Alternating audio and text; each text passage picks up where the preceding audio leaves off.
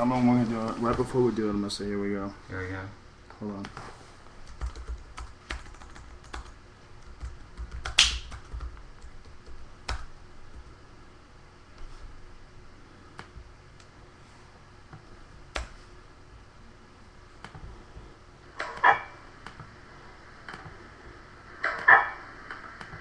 I'm going to mute that. Alright, go. I'm going to mute that. Alright, go. I'm going to mute that. Alright, go. Yes, it did.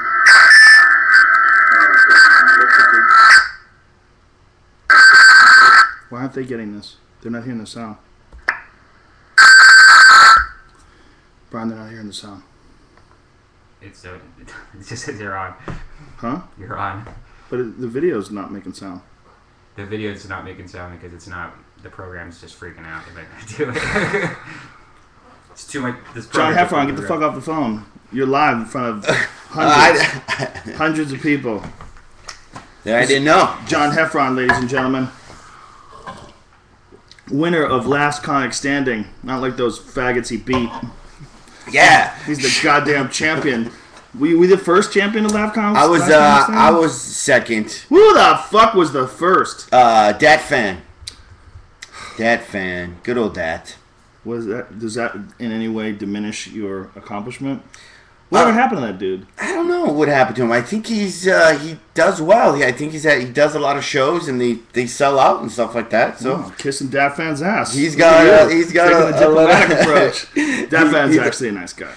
That's the thing. A lot of guys like to bag on the guy because when he won it, he was really, really green and new. Yeah. But I don't fault anybody for that. You know, he's always been nice to me. He's been nice to me too. I've never seen him once do stand up. And I saw him I judged the first Last Comic Standing, and he fucking crushed. He did the Laugh Act. That was when we caught Ant stealing material, and that's when Buddy Hackett screamed at me. Right. Almost had a heart attack. That was a fucked up story because this dude Ant was stealing jokes. He was doing like book jokes, right? Like jokes out of movies, old George Carlin shit. And you know, I complimented him first. I said, "You're a really good performer. You got a lot of energy, you know." But I've heard that shit before. And then Buddy Hackett's like, "You fucking asshole! Who the fuck are you? You fucking asshole!" My cat just got scared. Come here, Spaz. Spaz. Come here, baby. Come here. She gets scared. When I use my Buddy Hackett voice, she gets scared. Come here, baby. Spaz. Come here. You want to be on TV? He's not doing more Buddy Hackett voices. Come here, honey. Come here, Spaz. Anyway, the story was with Buddy Hackett. When I started saying that this guy was stealing material, Buddy Hackett got really upset because Buddy Hackett's like an old school. Like, he's a comic from, like, you know, the Catskills days. Those guys all stole material. You know, they all did each other's jokes. And there was no internet back then. There wasn't even any fucking TV. You had some gags and you did them. And nobody knew. Yeah, and if you didn't do your gags first, you know, the guy in front of you did them. You know, I mean... You know what's funny is that a lot of guys from that era, like everyone... Bob Newhart's famous for the phone bit. Bob Newhart's famous for he's like on the phone and he'll do the one-sided phone conversation. It's hilarious.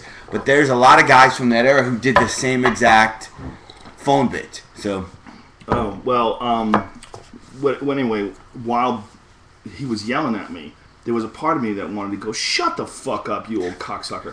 But I didn't. I didn't do anything. I swallowed, and he died 2 weeks later. Oh wow! Which means he was real close to death that night. Could have. So if I yelled at him, he might have keeled over and fucking died right there. And there was a 10% of me that was like, why am I listening to this old douchebag? Because my philosophy on old people has always been that old assholes were assholes when they were young. They just survived, you know. Right. You just became an asshole when you turned 80. That guy's a douchebag. And I thought about yelling at him, but I said, you know what? That's not going to help anybody. And I'm like, what's the point? This is all on television. So everyone's going to see this guy's material. They're going to see what's going on. Everyone's going to know what happened. So I did nothing. So here we are with John Heffron, neuro-linguistic programming freak. John Heffron is recalibrating his mind. He's had some very negative patterns that he was following earlier on in his life. But he's abandoned all those. No more drinking. No more bad stuff. John Heffron is all about positive energy and Tony Robbins, right? Well, kind of, yeah. But the Tony Robbins without the walking on fire and going to a seminar with 20,000 really motivated people. Yeah, what is the walking on fire, man? It's it probably helps you. It teaches you to walk on fire. How you would then apply that skill to other things in your life, I have no idea. Because even if you're having an argument with your girl, you can't go, well, I can walk on fire. It won't apply to anything else but walking on fire. Right. Like guys fighting that bust boards. Right. It's great if a guy jumps in front of you with 6 boards. Yeah, what's the fucking point of breaking boards? I don't get that, or the breaking the. I guess it's your power in a punch, but that is if a guy is standing there. Boards break pretty easy. That's the sad thing. Those boards used for demonstrations, they all break. When I was a kid and used to do Taekwondo, whenever we used to open up a new school, we would all have to go and do demonstrations. And what part of the demonstration was you had to kick boards, break boards. It was so dumb. That's awesome. It just always seemed so silly. That's awesome. What was I gonna say? We're talking about the neurolinguistic stuff. Oh yeah. So Buddy Hackett. So you're doing all this programming, and this programming leads to better performances on stage. Yeah, it's basically that it just kind of rewires your brains. Everybody, if something happens to you, you probably react similar in every single situation. So this kind of just trains your brain to maybe take the best. It gives you options to handle situations where if you have 0 options, then you're just going to freak out. And if you have a few, you usually take the best option for it. But it also keeps you from doing shitty things, right? It keeps you from ruining your life. It keeps you for me, what I did is you kind of work backwards. You figure out what you want to accomplish, and then you kind of get all those feelings and what it would feel like once you accomplish those. And it kind of lets your brain know, this is the way I want to go. This is make every decision in the right way to obtain that goal. I think for me, it's, some people go, well, it's all common sense stuff. But there's a big difference between common sense and, it's common knowledge or actually applying it. Right. But you apply it now? You're all about doing that, right? Yeah, I do it before I get on stage. I do some techniques to get me, because, as stand-ups, you can get in, people don't realize it's not, well, you travel with guys that you like, but a lot of times I'm working with dudes that bug me. Yeah, that's a problem. Or do your material. Yeah, or whatever. So you get in a bad mood for 8 billion different reasons before you get on stage, and then you enter that stage and you're kind of in a pissy mood, which then that comes across to the crowd. Or what I would do is I would see a group of guys, let's say, and in my head I would go, oh, those guys are going to heckle. And then I start playing this movie in my head. Oh, they're going to heckle right at my favorite joke. Oh, it's going to wreck that thing. And I start to go, literally play it out as if it happened. So then when I got on stage, I was already mad at these guys that didn't say anything. So I take the stage with a little bit more testosterone, and then that puts a weird vibe on the crowd, even though those guys might have not said anything the entire show. But now I do that with every part of my life, and I think a lot of people do. You're like, oh, look at that girl over there. I'd ask her out. She's probably going to say no, though. She's probably going to say no and make me feel stupid in front of all my other friends and blah, blah, blah. This dude is saying there's a lag. There is definitely a lag, because I'm watching us on the video, and it's totally different from what we're saying. It's like John's still talking on the video, but right now I'm talking. You're always going to have that, though. Really? Yeah. Why is that? Is that because Ustream's gay as fuck? It's just, we're live streaming video, Would it be better if we were on blog.tv? I mean, it doesn't really matter. What about Justin.tv? Would that be better? Yeah, but who cares if there's people a lag? Who know. People who are watching this care, man. Well, how do they know there's a lag? There's a guy saying lag. He's upset. No, how did they know there's a lag? Because he's watching the video and the sound is different. No, the sound and video is the same. Is it? Yeah. Okay. It's just 15. There's a 15 seconds delay. Well, how the hell does he know there's a lag then? He's probably on a slow, shitty internet. You got a shitty ass internet connection, faggot. Why are you blaming us? It's that AOL dial-up. John Heffron, not only is he a stand-up comedian, he also hosted the MMA Awards this year, which was a total fucking disaster. Really? complete. You told me. I didn't say it was a total.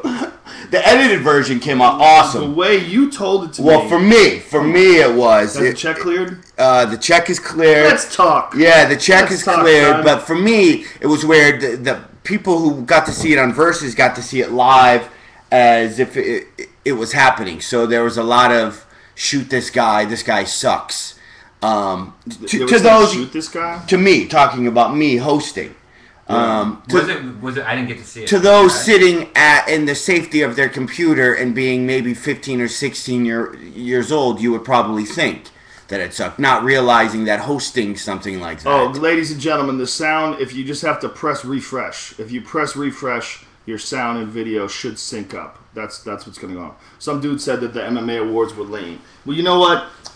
Well, it wasn't like compared to. Just sit back and relax. Oh yeah, my thing to that lame. This is my thing is lame to what is what I don't get. Is people compare the MMA awards to what, the Oscars? No. It's just like not interesting to watch. You know, it was a clip show. It was a highlighted clip show, and people got to realize, I think, for the first one and the budget they had, that's why, guys like you or Kevin J. People are always like, why isn't Rogan host? Why isn't Kevin J. Like big guys that people know? Well, honestly, it's because they had $0. Well, it's also the hosting thing. I couldn't have hosted it because I'm the commentator for the UFC. UFC, yeah, and they wanted to make it of interest. Yeah, they wanted some. Even though I'm a huge MMA fan and I'm as objective as possible when it comes to other organizations. Like, I'm always talking about Fedor and I'm always talking about Aoki and all these different guys who fight. Alistair Overeem and different guys who fight in other organizations. I'm a big believer in, you have to look at all. I mean, if you're a fan, you have to like all the different organizations. You can't just be loyal. Obviously, the UFC is the greatest job I've ever had, and it's a fucking awesome gig, and I appreciate the hell out of it, and I love the job. But as a fan, you can't just only follow the fighters and the fights that are in that organization. That's just silly. I love my favorite thing. I tweeted this. So I was watching you do commentating one of the fights. I love when you call out an entire group of 20,000 people for booing, because I get mad. Like, they were just drunk. Yeah. The bottom line is that I understand if they didn't like the decision. That makes sense. But once the dude is talking, when they're interviewing the dude, booing him, all he did was like Aaron Simpson versus Tom Laurel. Yeah. Laurel was the last one. Like, you can't boo Aaron Simpson. The guy fought his ass off. He got hurt really bad the first round and came back and won the second and the third, and it was a really gutty performance, man. And he had mad endurance, and even in the third round, he outpaced Tom Lawler. I mean, it was just a great fight. Overall, great fight, and I don't know how anybody couldn't have enjoyed it. I mean, I think in situations like that, I hate close decisions. Because close decisions like that, man, it could have gone either way. Right. And so the fight really took place. Everybody saw what happened. And to decide that one guy won it or another guy won it when it's that close, I would much rather have a draw. I think that fight could have easily been a draw. A lot of people thought that Tom Lawler won, which I definitely think he won the first round. But I think Aaron Simpson won the second and third, although not in as large a margin. Second, very slight. In the third, a little bit more. I think if you looked at it on paper, you could say, well, maybe you could give the first round 10-8. But the bottom line is, forget about all that. The bottom line is, it was a great fight. And neither guy should feel like a loser. Like, there's no way Tom Lawler should feel like a loser after that fight. And there's no way Aaron Simpson should have got booed. Anytime I've been at a live fight or you hear the people, I don't get mad, but I love when people start going, start yelling, stand them up when they've been on the ground for maybe 35 seconds. Yeah, it's the worst. If guys feel out each other. Like, I'm okay with, and I've sparred. I mean, I spar. MMA is my golf. I don't spar to really try to kill anybody. I enjoy the workout of it. But even, you have to feel out a guy. You don't just go and then start. People expect like hockey fights sometimes where it just erupts immediately. They walk out, they go toe-to-toe and start. Well, I think it's just that when the action is great, it's so exciting that people want to keep that part going. And then when it goes to the ground, the uneducated fans, if they don't know what's going on, they get upset. But the problem is the referees in small towns. Like when we go to Memphis, I don't want to say small towns. Memphis isn't a small town. But when we go outside of Vegas, a lot of times they use local referees. And these guys, they're too busy. They get involved in the action too much. You know, fight guys, fight guys. Come on, dude, meanwhile, they're fighting. You know, like guys in the guard, he's working his guard, he's trying for an armbar, he's trying for something. I'm going to stand you up, Like, what the fuck are you talking about? You're going to stand them up. These guys are fighting. I don't think that's a part of fighting. I don't think most people realize the difficulty is, I mean, just have somebody your size, if not a little bit bigger, lay on top of you and then stand up from that position. Just letting that person just with their weight stand up, how hard it is just to stand up. What do you mean? Like if I'm on my back and you're on top of me and I scramble and I get it that we stand up together. Right. That's a huge feat in itself. Yeah, it is. You know, it maybe not that exciting. Well, it should be. The only way you should get up is if you got up. It shouldn't be the referee stands you up. I hate all that shit. I've always said that if someone like Brock Lesnar can take you down and molest you for 5 minutes, then that's tough shit. Tough shit. He's got you on your back. You got to find a way to get back up to your feet. And if you can't, it's 5 minutes of him punching you in the face, and that's life.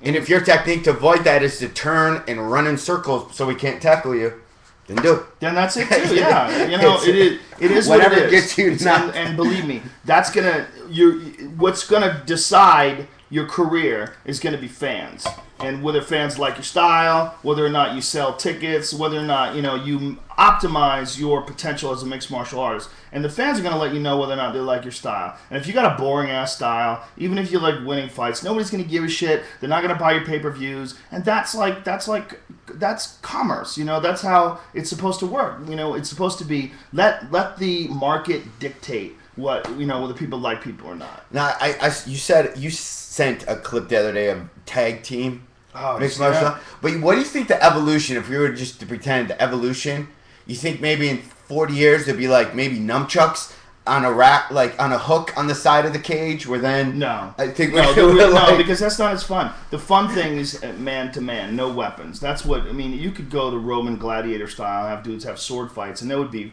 certainly be fucking crazy. But ultimately, I don't think it would be as enjoyable. It'd just be more fucked up because your champions like wouldn't a staff. survive. Yeah. Unless the guy was Miyamoto Musashi. You know, Musashi beat 62 men in sword fights.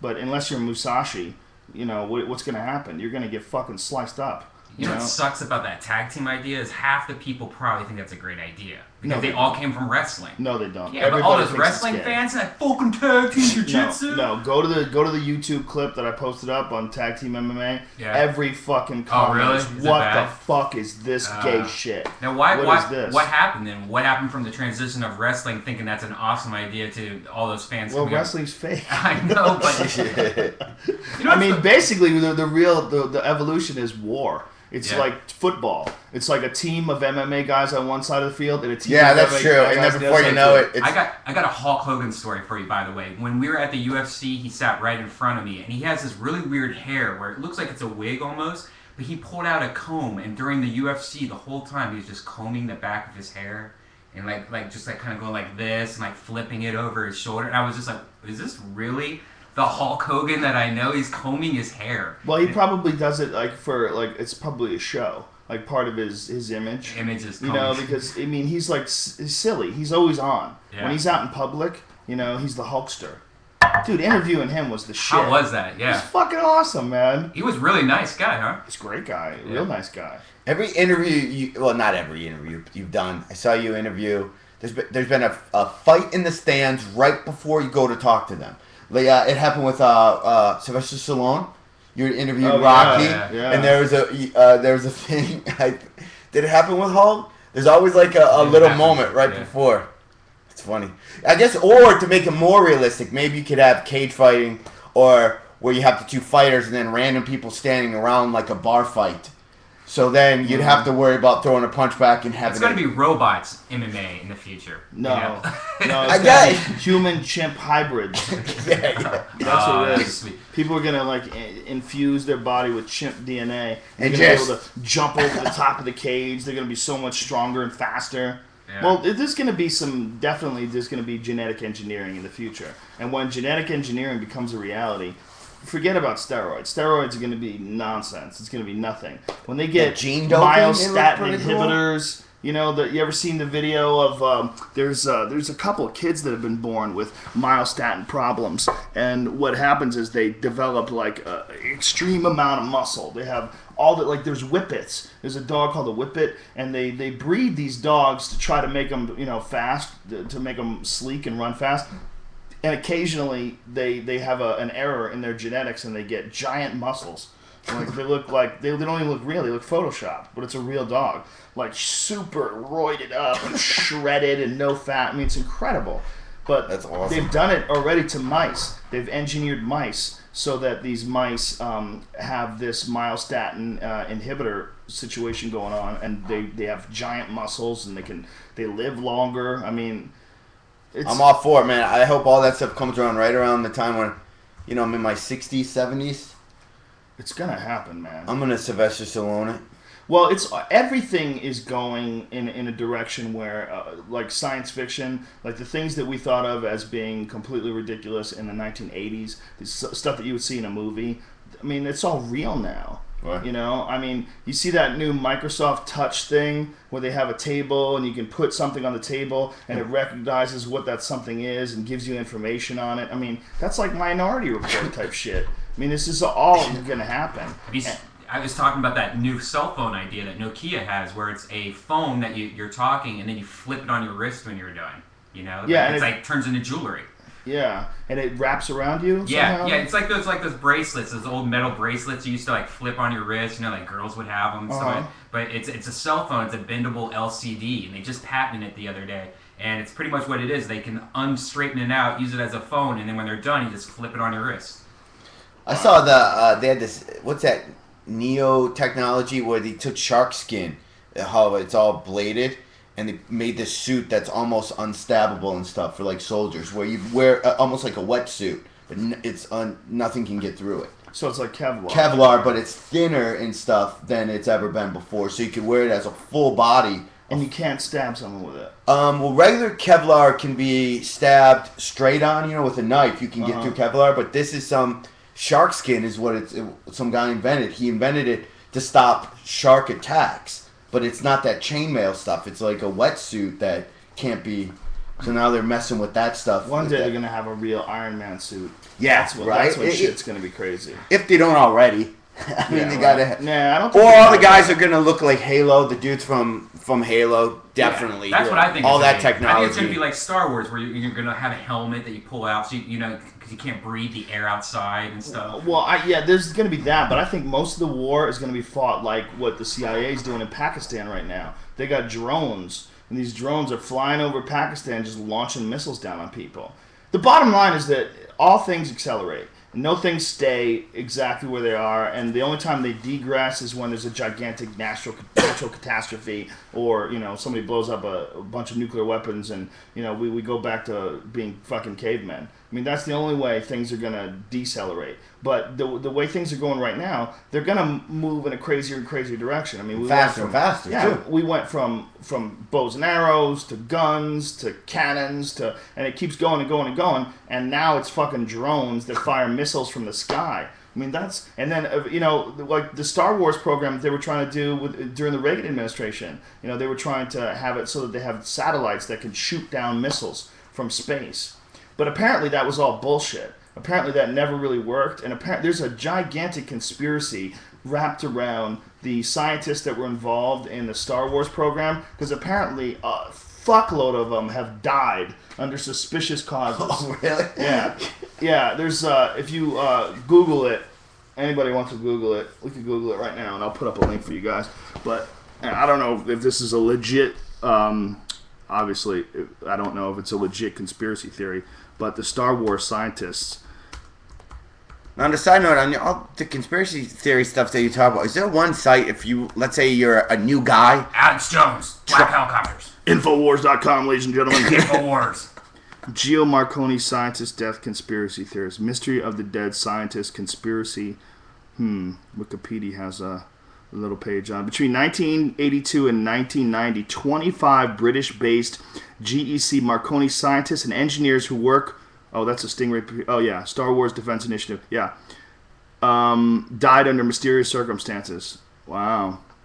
Police investigations found his death to be unconnected. Oh, no. Yeah, just random. The same police that are out tasering grandmas and shit? Is that who did it? It's probably the snacks out of the vending machine. Star Wars is probably how AIDS was created. There's so many sites on this, I don't even want to link it. Because I just... Yeah, you know what I'll do? I'll link the Google search. So you do your own work. Because who the fuck knows how many of these guys are completely crazy. So I just sent it up there. Who knows? Who knows how many guys are completely out of their fucking mind, and who knows whether or not it's real, you know? Star Wars was Reagan, right? Yeah. Well, the Reagan administration was famous for a bunch of secret shit that was going on. This is Reagan introducing Star Wars, his announcement of what it was back in the day. Yeah. What, are you showing it? Yeah. What, are you going to show a video or something? Don't do that. Nobody gives a fuck. Yeah. Don't put that up. Okay. Star Wars. It's the whole thing. Why not? We can show people them introducing Star Wars. Because I don't want to put it. It was just a program where they supposedly had satellites that could shoot down missiles from space. But apparently it was never functional. Never proven to be effective. They spent billions and billions of dollars on it, and all these scientists dying. The big theory was that these guys knew too much, and they knew that it was horseshit, and so they had to kill them off before they talked. I wouldn't put it past them. You get the CIA involved, and if you ever read like Confessions of an Economic Hitman, and you find out the shit that our government does to other countries, they'd kill scientists. They'd kill anybody. They don't give a fuck.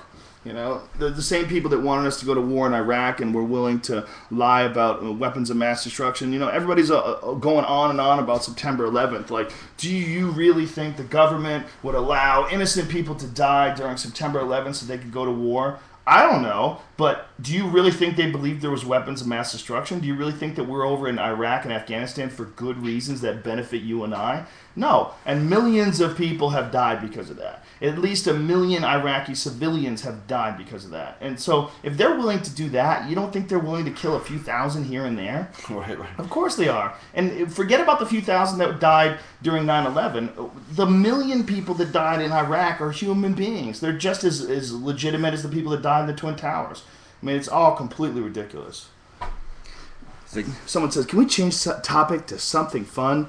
Allah be praised is his name. Somebody said, please look up the definition of literally. You, Mike, and Dana use that word too much, and you don't know what it means. Oh, how do you know what I know, faggot? What's that? The literal translation. I know what literally means. Do you know, I was talking to somebody recently who has a Joe Rogan UFC drinking game where...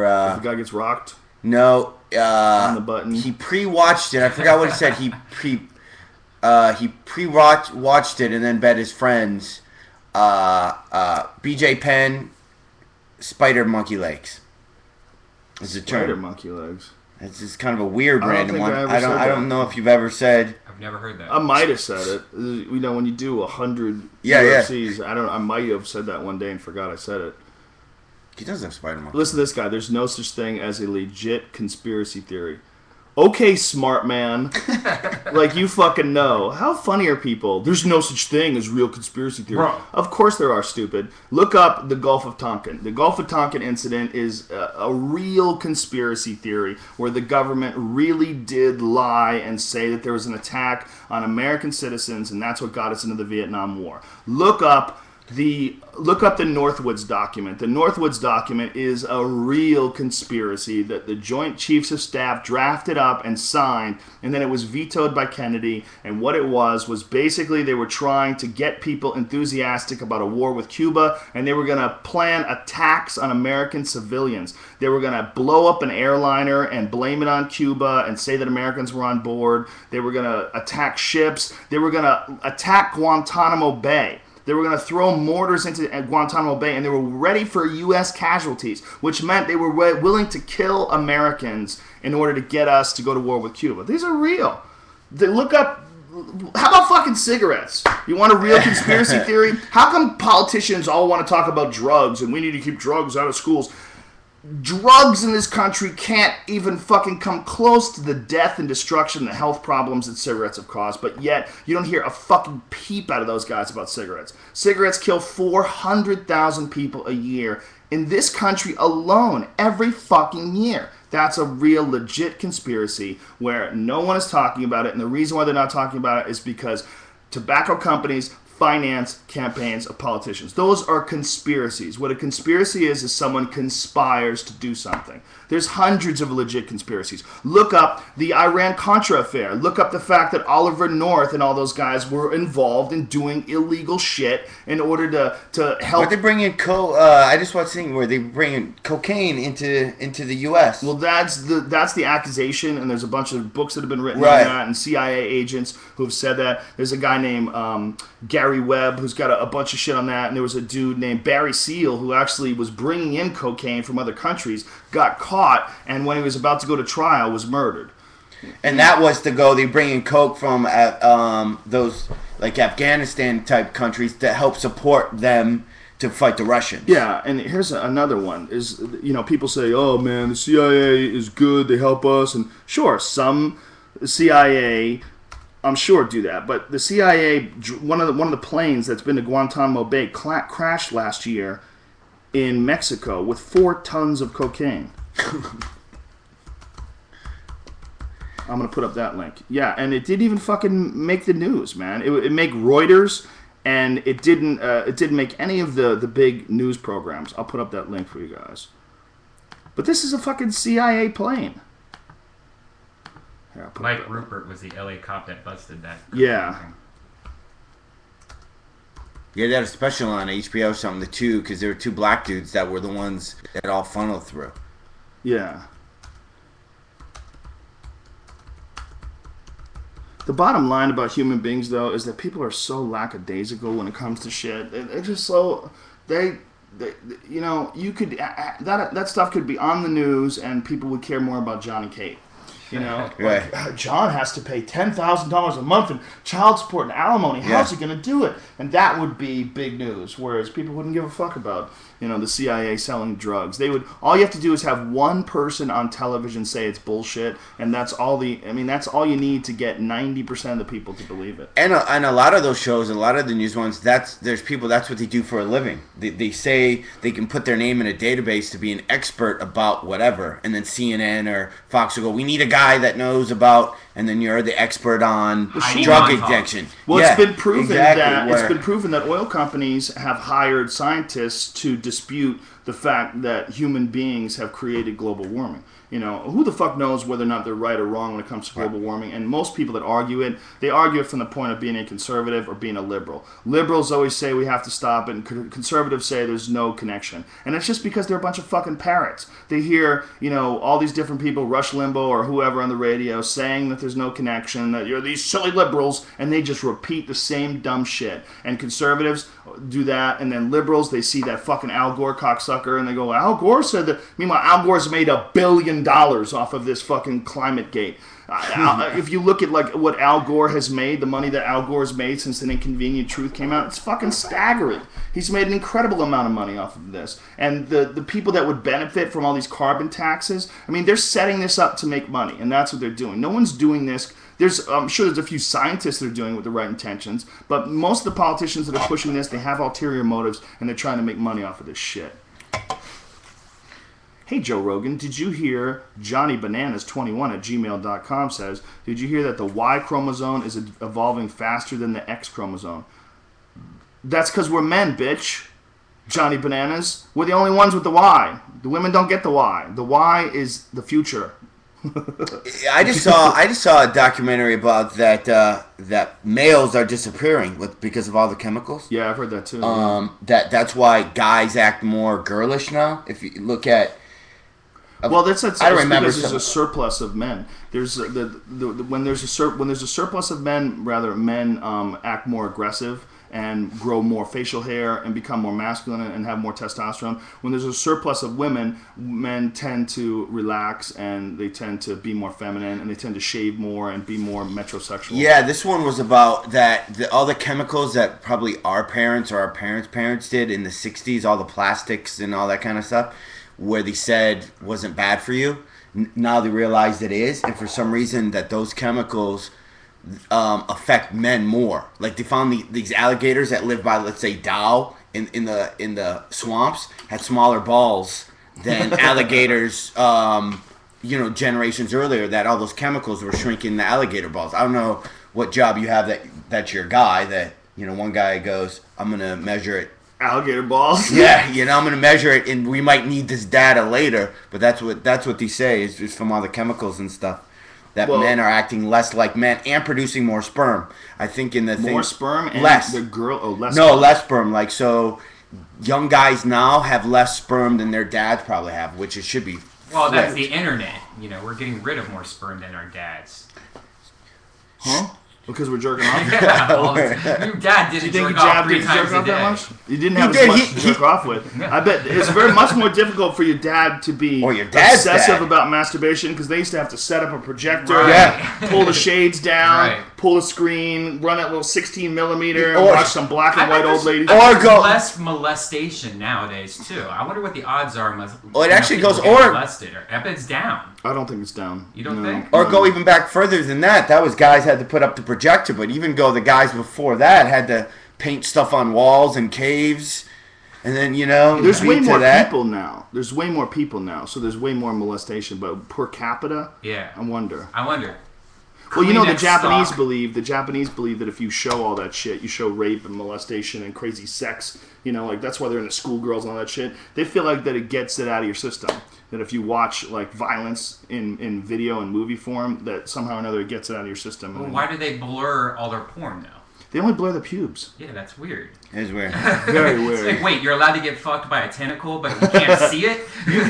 Can't you see pussy, or do you not? No, the whole thing's blurred. It's all the whole pussy's that blurred. bad witness reload. Yeah. But if you squint, like in the old days in the news, if you squint, you can see the stuff. Magic And then eye I find myself like squinting, going, "There's other porn that I could be watching that's way more like that old school kind of French." Kind of European porn. Yeah. Do you remember when you were the old days when you would go on the road and you would go to hotel rooms and the dirty movies would be scrambled? Yeah. But they would only be like wiggly. Yeah, and you could like almost a line through them, and you'd see like a tit, and you'd see like a dick that would go in a mouth, and you'd have enough to jerk off to. Yeah, you used to be able to You used to be able to get like a 3 or 4 minute preview to see if you want it. So you'd have 10 and done by the time that preview. You hit the second preview. I was proud of myself. I would get hard, and then as the preview was going, I would be done 15 seconds into Or it's weird with the VHS. Like if you borrowed porn from somebody, you could see like what their thing was, because when you put it in and hit play, whatever scene, that they just hit stop after they were done. So you're like, really? That's the thing? Yeah, didn't someone have a bit about that? I don't know. I think Chris Rock had a bit about that, about how he went turned on one of his porns. And he had left it at a certain scene, but then, because it was a VHS tape, but then when he went to it the next time, it was a different scene. It's like, someone's been watching my shit. Oh, that's funny. It's so true, right? That was, I remember renting VCRs. This is like we were 18. Yeah, You'd rent VCR and then leave it in there when you take it back or something. Or you'd rip off of the... I remember at like birthday parties, my mom would go to the library and rent a movie projector just to show like movies at my birthday party. Yeah. Do you think the CIA had a hand in Gary Webb's death? I don't know the story behind Gary Webb's death. How did Gary Webb die? So the iTablet's going to be announced next week, supposedly by Apple, and they don't know what the name is. It's like iSlate or iPad, and I'm sitting in bed at like 4 in the morning. I'm like thinking, what could it be called? And I'm thinking, why wouldn't they call it like iTab? What if they call it iTab? It's not like I go online and buy iTab.tv just in case, I'm addicted to domain names. It's ridiculous. I've got like 8 trillion that I would like never use for any reason. Do you really? Do you have a lot? What's some of them that you own? I've owned, let's see, this is back in AOL days. Like, obviously I never did. LOL. Whoa. Stop. This Gary Webb guy they're asking? that they were talking about, the whole dropped all the stuff about the CIA and the Contras and everything, committed suicide, according to the coroner, shot himself in the face twice. Well, if it didn't work the first time, you're definitely like, no, why am I still alive? I guess, yeah. That was the guy that said all the cocaine guy? Credible sources. No. Who's this guy? Yeah. This is the guy that was releasing all the information about the CIA selling cocaine. Yeah. All right, hold on a second. I'll copy this and I'll paste it for you guys. Yeah, that was an interesting.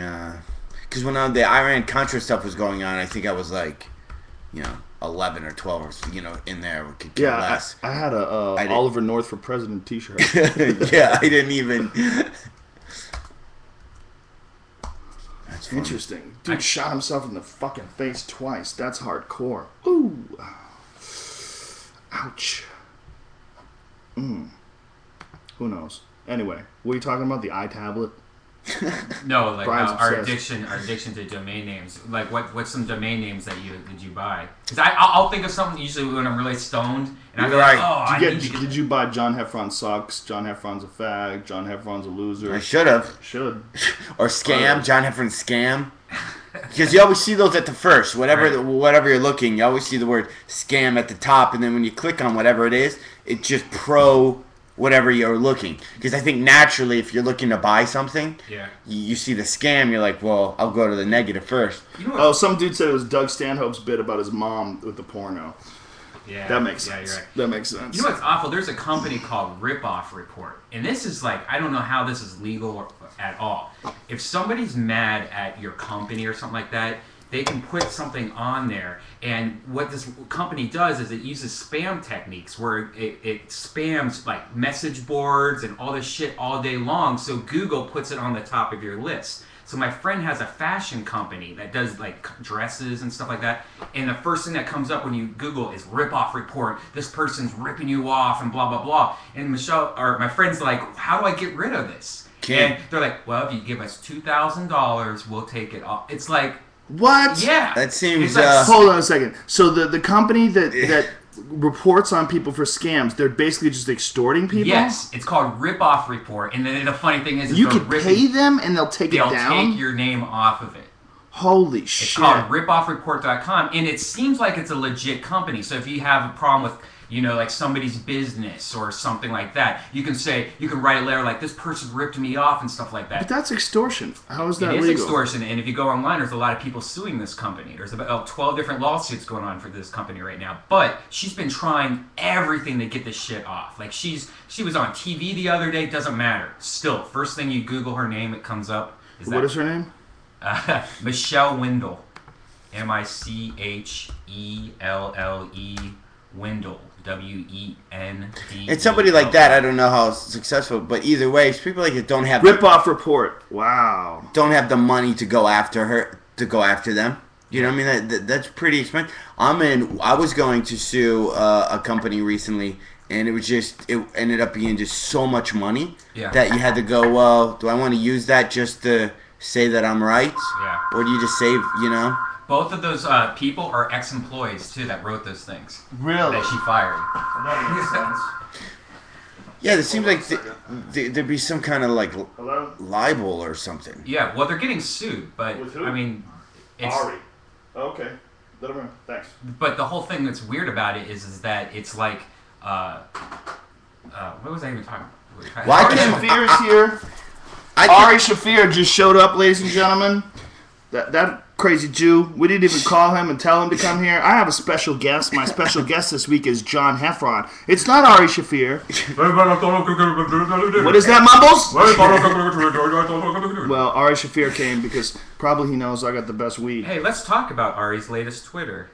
What's his latest Twitter? I've had a lot of people ask me about how many percentages of Ari's Twitters have to do with suicide? Or, no, I was going to say shitting of some type. Of something leaving his bunghole. Yeah, he talks about... Someone says, I'm disappointed that you're not getting high. The reason why we're not getting high was because up until a few moments ago, my little baby was in the house. And my mommy and the baby. And we're in the media room right now. And there's no... ventilation up in this bitch. Hi, Ari's down here with a shotgun in his mouth. He's been doing all this suicide shit lately. It's so Hi. No, she's coming to get you. Yes. So you gotta call her, honey, because I'm doing my John, podcast. where are you at next? Where are you at this weekend? I'm nowhere this week or Nowhere next. this weekend? Nope. Faggot! And then I'm in Nashville the following week.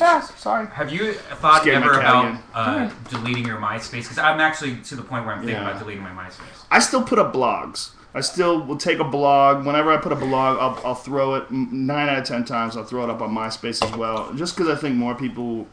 a few more will read it. Yeah, I like the MySpace because it has the dates, and you don't have to be a fan to actually see the dates. So you don't have to be a fan to see the dates. You see, there's two different things. Facebook's really confusing. There's a fan page. I have a fan page. And then there's something else that you don't have to be a fan to see the dates.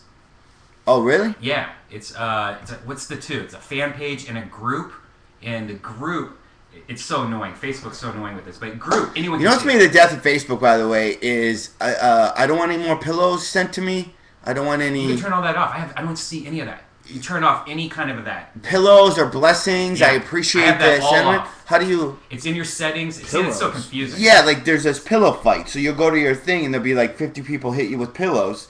Yeah. I want to find the dude who invented glitter tags. Glitter tags? Yeah, it's just, I don't want anybody putting, it's my wall. Who would have ever thought that would be popular? Have you been to the mall? Hey, let me glitter your iPhone, you know? Or people that can tag you. Like, I'll get comics that'll have, like, their video on YouTube, and they'll tag me. All in your and then suddenly their video of them on stage is on it's like my property. That's my grass. Stay off of my grass. Me and Joe were talking about this the other day. We have a friend that doesn't want, people to... He's very private. But since somebody just posted a photo of them, and now every single person that person's friends with can see, like... all these photos. Right. You can go right to that photo, even if it's private. Yeah, Facebook's a mess. Yeah, the security settings are sketchy. And there was a dude who was a former Facebook employee that was talking about it, divulging all the information about how they do things. And that's how they're doing a lot of, people are stealing a lot of people's identity, is they'll go, and I'll get enough information from your site, just in general, that I can then use that to piecemeal. Well, how about this? There's a steal your stuff. A bunch of dudes are getting scammed. This is very common, where guys are pretending to be chicks, and they're pretending to be chicks online, and some dude was posing as a Maxim model and scammed $15,000 out of some doctor in Florida, sent pictures, Photoshop naked pictures, and apparently this dude had a girl's voice, like a really feminine voice. I'll put up the link for you guys. But it's fascinating how fucking gullible dudes are. Like, how the fuck do you not know? Did you put up the link to somebody wanted to know about what you were talking about earlier with the mice? No, I didn't put up the myostatin inhibitor thing, but I'll put it. I'm gonna put up this. We can put a John Heffron Twitter up there, though, right? I need followers. John Heffron, follow John Heffron. I just broke 1,000 followers. Finally. God, that took forever. I try to keep mine to. I go in spurts with Twitter. Sometimes I want to Twitter 3 in a row, but then I'll feel bad and then won't do any for like a day or two. Yeah. But then I realize everybody's following a lot of people, so it's not that annoying. Right. It's weird how, like, it's so different, like, MySpace, I had no problem getting friends, like, on, or whatever. But with Twitter, people are a little bit more picky because they have to read your shit every day. Say that again? It's different how, like, Twitter, like, some people are huge on Twitter, you wouldn't think they are. Like, Twitter makes no sense to me, like, numbers. Why, like, Ashton Kutcher is the most popular person. Well, he's on magazines, and he goes on CNN, and he talks about his Twitter on CNN. And yeah, but so does Larry King every day, but he's not even a quarter of that. Yeah, but Larry King's a fucking dinosaur. Larry King, yeah. Nobody gives a shit about Larry King. The young people with Twitter don't give a fuck about Larry King, but they certainly give a fuck about Ashton Kutcher, that handsome devil. Yeah. With his elderly wife. They love that dude. I wonder how long he's going to keep her. Because Ashton's only like fucking 27 years old, right? Isn't he? He's got to be in his 30s now. No, I think he's like, 30. Okay, let's say he's 35. Okay, then... She's 47. Add 20 When he's 45, she's going to be 57. Whew, that's a tough sell. Well, I think it's creepy that he hangs out He'll probably go Bruce 20 Willis. years backwards. He hangs out with Bruce Willis. Yeah, like all the time they're doing videos and Twitters together. Maybe he sucks Bruce Willis' dick. Yeah, I think they all just fuck each other. Maybe Bruce Willis takes out Demi's ass, or Ash. Yeah, Yippee-ki-yay! Demi's ass and puts it in Ashton's mouth. Yeah, well, that is weird. I don't want to hang around with some dude who made babies with my wife. Yeah. Was fucking her like every night, sleeping in bed with her and cuddling with her. But you know what? I'm not that open-minded. Maybe Ashton's really open-minded. Or maybe it's just like, I can't believe I'm hanging out with Bruce Willis. Hey, this is awesome. I'm in with the Hollywood crowd. Bruce is so cool. We hang out and party. Meanwhile, Bruce is like, go get me a beer. Oh, I'll get you a beer. Actually, Ashton's got a better career than Bruce nowadays. How dare you? How dare you with those terrible movies he makes? How dare you say that? Bruce fucking yippee-ki-yay motherfucker. He's got a bigger career. Shut the fuck up! I'm not saying Shut your mouth, boy! But, like, how many shows is Ashton fucking producing right now? That dude's on top He produced the show that I did, Game Show in My Head. He produced like that. 20 things on that and they all suck. Every single one of them. Still making Bruce Willis is Bruce fucking Willis. Yeah, how many people have you seen The Butterfly Effect? How many people have Ashton Kutcher saved in a movie? Good point, man. Saved. I've never watched this movie. I know, but I'm trying to. The Butterfly Effect. Probably not one. Awesome comedy. Have you seen that? Yeah, you know, it was awesome unintentional comedy. Bruce, what action flicks? Okay, all the diehards. You know, how many people has Ashton Kutcher killed in a movie? How about, what is that movie, the monkey movie? 18 Monkeys? What was it? 12 monkeys? 12 monkeys or something like that. That was a good movie. 11 monkeys? Yeah, 6 monkeys. Let's keep on going down all the numbers. Some chick. Didn't Bruce Willis save us in an asteroid? Yeah, he probably got lost or died on the way over here. His cheap ass car probably didn't make it. Ashton Kutcher's pretty selfish as far as movies. He didn't save the world. He hasn't killed anybody. Do you have a video that we can play while we go for a weed break? Oh, that's a good idea. Does the video work though? Does it? Yeah. It just I wasn't set up for that. What can you play that while we go do a weed break? We gotta go pick up Ari and we're gonna go smoke some weed, and the show will be infinitely funnier in 5 minutes. Let's play Global Thermonuclear Ashton War. Kutcher's only 31 years old. Shazam! These bitches know what time everything. Hold on, let me get something. How often do I get pwned? PW. How do you say pwned in real life? PWNED. I just say that's. I just say. Someone wants to know how often I get tapped. I get tapped at least every month, at least once a month. Last month I got tapped 1, 2, 3 times. I got tapped 3 times last month, and that was because moving back to LA from Colorado, I was out of shape.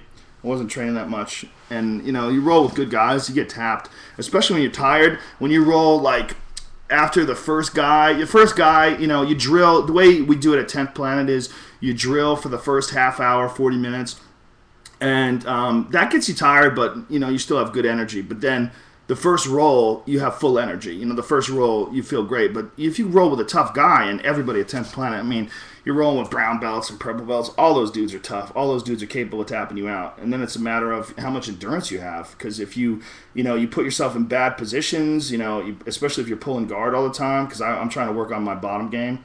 Trying to work on my guard. And if you do, you get tapped. I get tapped. I get tapped all the time, once a month. If you don't get tapped, you're either not rolling with good people or you're not trying. You're not opening yourself up. If you don't open your game up, you don't improve. You gotta. First of all, if I just wanted to get on top all the time and always hold position and not take any chances, you could go a year without getting tapped. But if you want to learn and you want to develop your game, you can't worry about being tapped. When you get tapped, you got to go, okay, that's one more way that I won't get tapped. My friend Scott got me in this crazy arm bar from inside my guard. I had him in my guard, and he got me in an arm bar. That's never happened to me before. It's some crazy thing where as you scoop under the leg to try to toss the guy and get him in an arm bar, he has this way of locking your arm with his leg, and then he pulls on it. It's real dangerous. It felt like my elbow was going to go. And I was like, you motherfucker. I'm like, how'd you get that? And then I had him show it to me. But now I won't. He tried to do it again the day before yesterday, and he couldn't get me in it. But it's just because he got me in it. Hey, you got in. Did you let yourself in? She came. Who came? What's up, the housekeeper? Yeah. Powerful Shaffir. Ari Shaffir, ladies and gentlemen, with Lola. She's with Lola. She refused to say hi. Lola refused to say hi? And then she was like, say hi. And she goes, no. All right, do you got a video? Yeah, I'm looking for something good. Ari Shaffir's here. Ari, come say hi to the American public. Hi. All 518 people. You don't even know where the fuck we are. We're over here. Look at this. Right here. Sorry. Ari doesn't want to sit so close to me. I'm too sexual. It's weird. Hi. Yeah, it's not just there's a delay. Oh. Watch. Here comes your goofy head. It's going to come into the... There you are. Hey, everybody.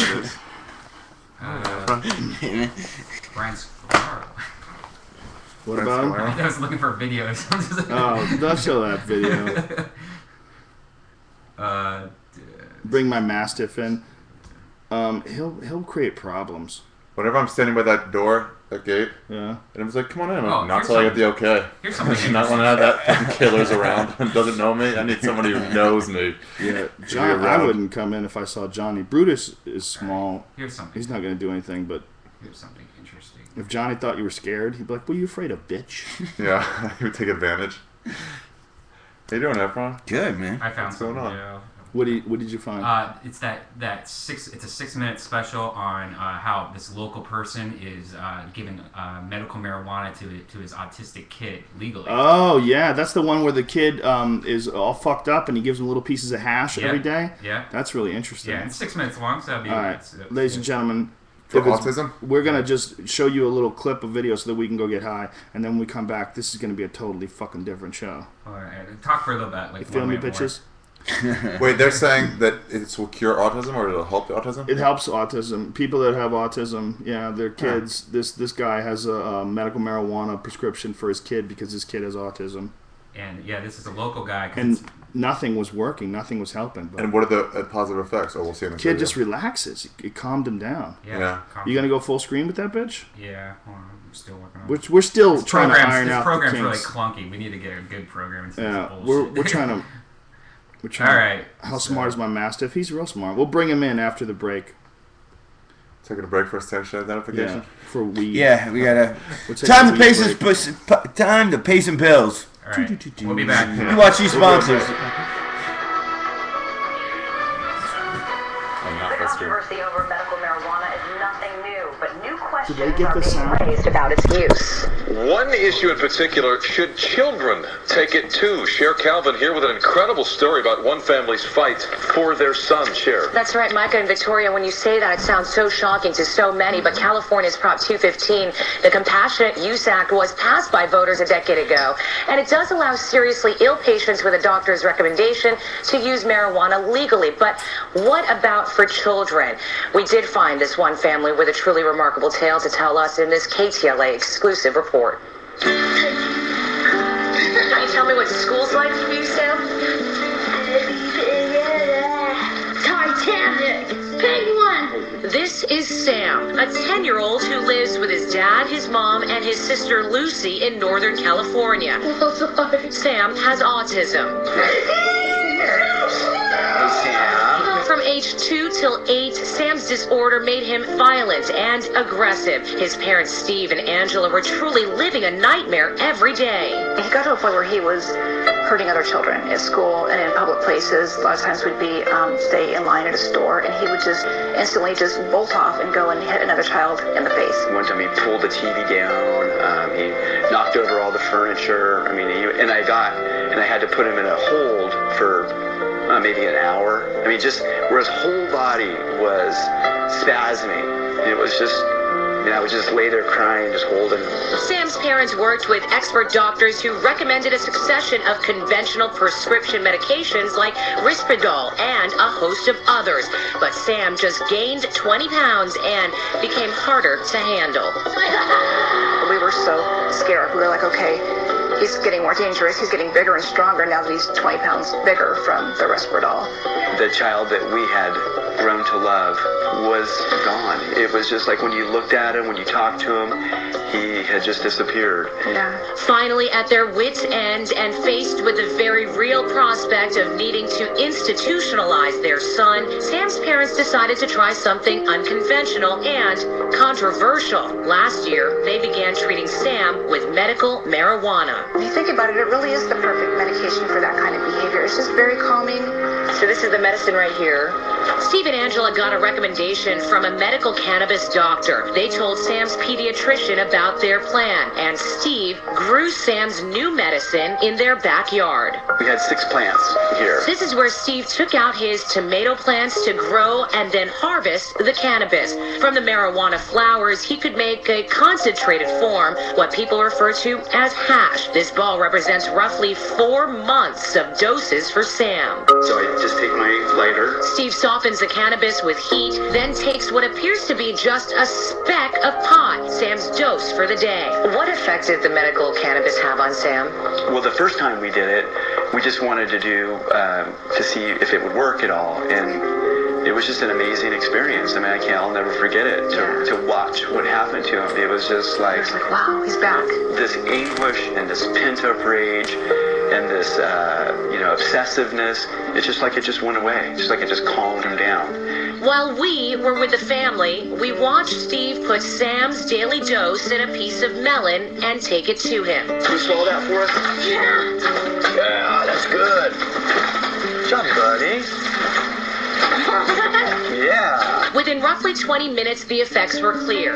Where earlier Sam had been animated and antsy, after eating his speck of hash, Sam became calm, relaxed, and social.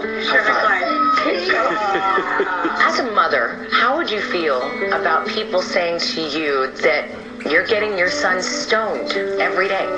At first, I was very concerned about that, but recently I've been sharing the story with more and more people, friends and coworkers, and I find that, the more I tell people, the more I share it with people, the more comfortable I am with it. It has saved our lives, and I think about what it's done for our son. Could Sam's story help others? Respected LA area pediatrician Christopher Tolsher says we don't know enough about cannabis for kids. For all the parents out there whose children may have autism, I think the message here is that this is intriguing information that needs more research before we can confidently say that marijuana is a safe and effective treatment for autism complications.